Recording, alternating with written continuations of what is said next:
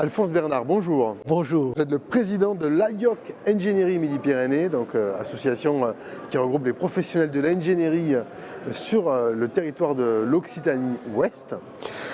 Stéphane Arnoux, qui est le délégué régional de France Hydrogène, disait que lors des assises des rencontres régionales de l'ingénierie, il disait que finalement l'ingénierie doit changer de paradigme et doit anticiper les changements, les transitions qui sont en train d'arriver au niveau de la construction et de l'énergie. Qu'est-ce que vous en pensez? Quel est votre sentiment par rapport à ce discours de nécessaire évolution? Alors, en effet, l'ingénierie, depuis, elle avait commencé à réfléchir à partir de la mise en place de la réglementation thermique 2012, dans laquelle il y avait un balbutiement sur la réflexion du changement climatique qui allait se passer jusqu'à ce jour. Et là, il y a eu une accélération depuis quelques années, dans laquelle il y a eu une mobilisation relativement forte de l'ingénierie qui a vu qu'il fallait qu'elle se réorganise pour étudier véritablement en amont toutes ces questions complexes de décarbonatation, de baisse de consommation, et de prendre en charge en fait tous ces éléments amont qui sera nécessaire de mettre en place pour en fait prévoir à l'horizon 2050 une décarbonatation pas loin de zéro, comme on espère l'obtenir, mais qui sera quand même un challenge et un objectif relativement délicat. Donc finalement, le cap, il est là, c'est d'arriver à avoir zéro émission, ou alors en tout cas à être une région à énergie positive à l'horizon 2050? Oui, exactement. 2050 est la barre à ne pas franchir pour permettre de conserver les objectifs du déploiement, tout ce qui concerne le climat.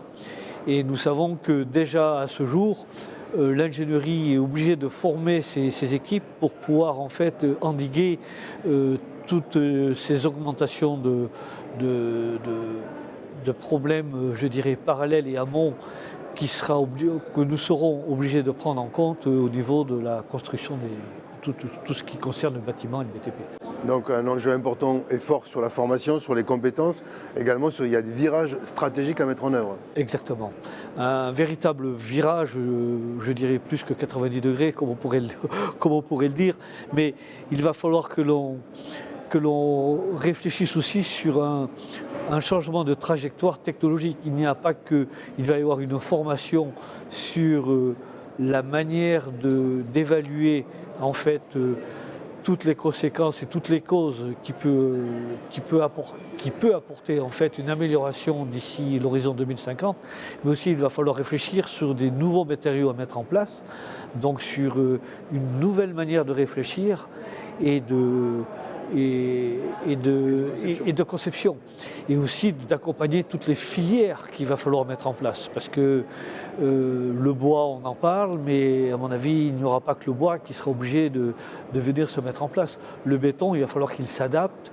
Il y a tous les matériaux dont on a besoin pour construire actuellement qui devront être accompagnés par l'ingénierie.